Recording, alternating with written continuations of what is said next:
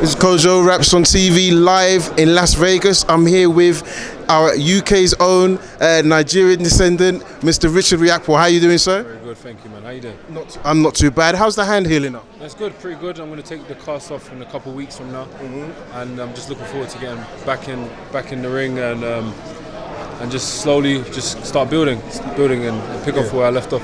Yeah, I mean, I was in York Hall in December for that fight. Obviously, it was a tough fight, but you got the job done. I remember that big right hand.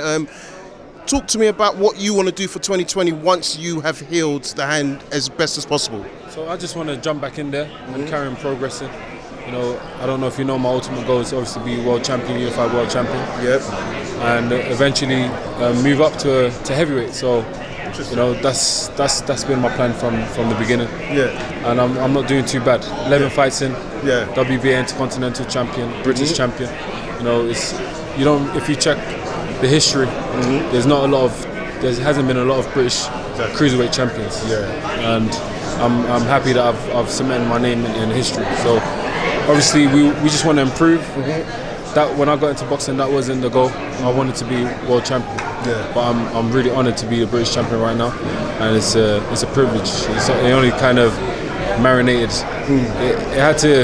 It marinated later on. You know, it took a while to understand the accomplishment. But yeah, listen, we're going to continue building and see where it goes. Yeah, and you spoke about obviously the achievements. I've been watching your career. Obviously, you're working with Dillian White, but your life story is actually very sort of compelling. In the last few months, you've been getting great media traction. Just talk to me how that's made you feel when the change from sort of like the start of 2019 to the start of 2020. How do you feel as an individual?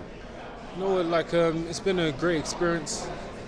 You know, to walk around the streets of London and have people, you know, come up to me and say, "Listen, I've heard your story, and we appreciate everything you do. Carry on doing your thing. I wish you all the best." Them well wishes, you know, it keeps my spirit up and it keeps me striving for more success. Yeah. And my story already, you know,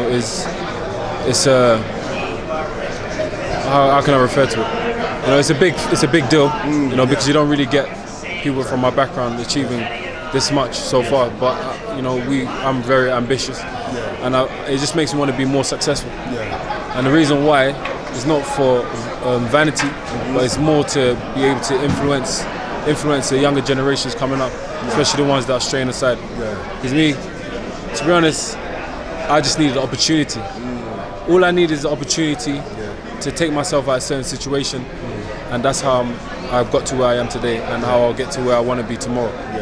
And these other younger generation, the people on the wrong tracks, they just need the same thing, the opportunity. Once they get the opportunity, you'll see a lot of other champions. You know, and not just in boxing. I'm talking about in all different fields across the board, education. You know, anything you can name. And I just want to quickly focus on that actually, because I think in life it is always about one opportunity, also exposure. So I'm very happy to hear that you want to kind of give back and help the young ones coming through. When I look at your division though, there seems to be quite a few guys with the similar, not background, but London kids, had not the greatest start, but then came good. Okoli, Dion Juma. Even though there are rivalries, do you kind of respect what they've done and achieved in their lives as individuals? Yeah, everybody's got their own story. You know, it's everybody's got their own story. Everybody has their challenges, and it's all about how you overcome the challenges. And there's nothing but you can do but respect them overcoming their challenges to get to where they are today. And you know, it's just the same. That's why I talk to people from all different types of backgrounds. It's not just people from, you know, come from a certain background in particular, but everybody's got their own struggles, and sometimes we need somebody to give you some hope, give you some inspiration. You know, it's free. It's free, and I just needed that same thing, that inspiration when I was younger. I'd have probably been way more successful from an early age. So that's why I take it upon myself to do the same. You know, I really want people to win. You know. It makes me happy when I see people do more, and actually inspires me to do more. So good. Obviously we're here in Vegas for the big event, Wilder versus Fury. I just want to ask you a couple of questions. Firstly, how did you see who did you give the first fight to? The first fight was pretty close. You know, if you really want to go right into it, I would have given it to Fury. It's really close, but by 1 round, you know, it depends. Yeah. It's one of them fights you have to watch it and watch it again, and watch it again, and really judge it with a couple people and come into an agreement. Say, listen, that round I give it to that person. That round was an even round. That round was definitely, you know, a 9, 8, 10-8 round. Yeah. So it's just, but it's close. It was really close. And listen, you know, coming to when you want to beat the champion, you have to beat the champion. Do you understand me? Yes, I do. Snatch it from him. And unfortunately for Wilder, for Fury, he got knocked down a few times.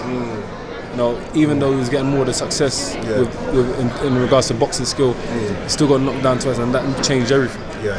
Well, that's why this fight is interesting. You know, can you believe there's a possibility that Wilder can win on points? Yes. All he has to do is knock him down a few times. Yes. But I just don't see him knocking him down, letting him recover like before. Yeah. You know, if he knocks him down, this probably that's going to be it. And in terms of the adjustments, who do you feel needs to make the greater adjustments going into this fight? Both. Okay. Interesting. Why? Both. Fury, as I said before, I did an interview before, I said, listen, he needs to, it's not that he's not serious, but he does showboat quite a lot. Yeah. And you know, that showboat and dropping your hands, you know, sometimes you just make a slight mistake, you switch off and you just get clipped. Yeah. It's dangerous. Yes. It's dangerous, especially somebody like that.